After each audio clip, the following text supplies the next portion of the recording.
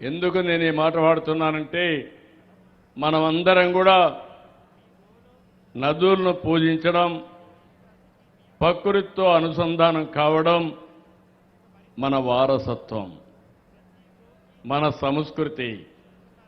అలాంటిది మొట్టమొదటిసారిగా నిర్వహించినప్పుడు ఘనంగా ఎక్కడిక్కడ ఘాట్లన్నీ కట్టాం. నేను ఈరోజు ఇంకొక విషయం కూడా మీరు గుర్తుపెట్టుకోవాల్సింది, ఒక పక్కన రాజమహేంద్రవరం పేరు కూడా పోయిన పుష్కరాల్లో నేనే పెట్టా, ఇంకొక పక్క కొవ్వూరు, ఇంకొక పక్క పోలవరం వరకు వెళ్తే పోలవరం కూడా నా పూర్వజన్మ సుకృతంగా భావిస్తున్నా. ఆ ప్రాజెక్ట్ని స్పీడ్గా అమలు చేయడమే కాకుండా పూర్తి చేసి జాతికి అంకితం చేసే అదృష్టం నాకు రావడం ఇది ఒక అదృష్టంగా నేను భావిస్తున్నా. ఈ సందర్భంలో నిన్న నేను ముంబైకి వెళ్ళి డిప్యూటీ సీఎం పవన్ కళ్యాణ్ గారిని కలిసి వచ్చాను. ఆయన భుజానికి ఆపరేషన్ అయింది. ఎందుకంటే ఆయనకు ఫ్యాన్స్ ఎక్కువగా ఉంటారు. ఎక్కడికి బయట వచ్చినా తోపుళ్ళు కూడా అట్నే ఉంటాయి. ముందుకు లాగడం మా రాజకీయ నాయకులకు అందరికీ ఉంటాయి, ఆయనకి ఇంకొంచెం ఎక్కువగా ఉంటాయి. దాంతో భుజం కూడా కొంత దెబ్బతినడం, ఆపరేషన్ చేసుకున్నారు, ఫాస్ట్గా కోలుకుంటున్నారు. నేను ఇప్పుడే పనికి వస్తానంటే కాదు జాగ్రత్తగా చూసుకో. రాజకీయం ముఖ్యం, అదే సమయంలో ఆరోగ్యం కూడా ముఖ్యం.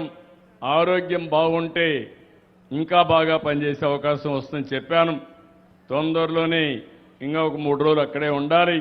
తొందరలో వస్తాడు. ఆయన, నేను, నరేంద్ర మోడీ గారు ఒకటే ఆలోచిస్తున్నాం.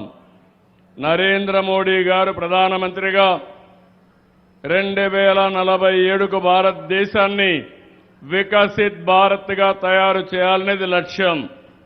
నేను, పవన్ కళ్యాణ్ గారు 2047కి స్వర్ణ ఆంధ్రప్రదేశ్గా తయారు చేయాలనేది మా లక్ష్యం.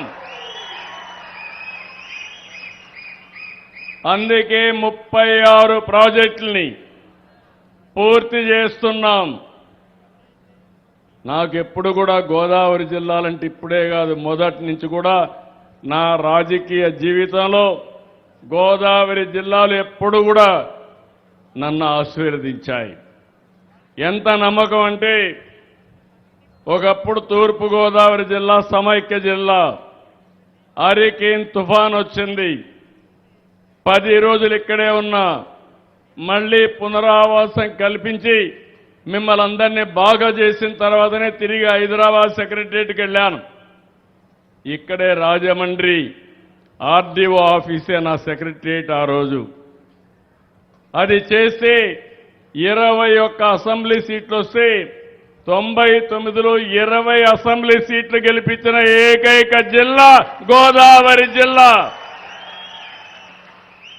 అంటే మంచి చేస్తే మీరు ఎప్పుడు మాతోనే ఉంటారు.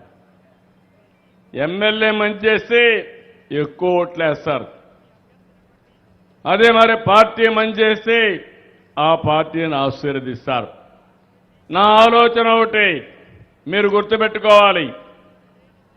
విభజన జరిగింది, కొంత నేనే హైదరాబాద్ని, సైబరాబాద్ని అభివృద్ధి చేశాను. ఈరోజు దేశంలో హైయెస్ట్ తలసరి ఆదాయం ఎక్కడంటే తెలంగాణ రాష్ట్రం. దానికి కారణం ఏంటంటే సైబరాబాద్ నగరం. అది నాలెడ్జ్ ఎకానమీకి కేంద్రంగా తయారైంది.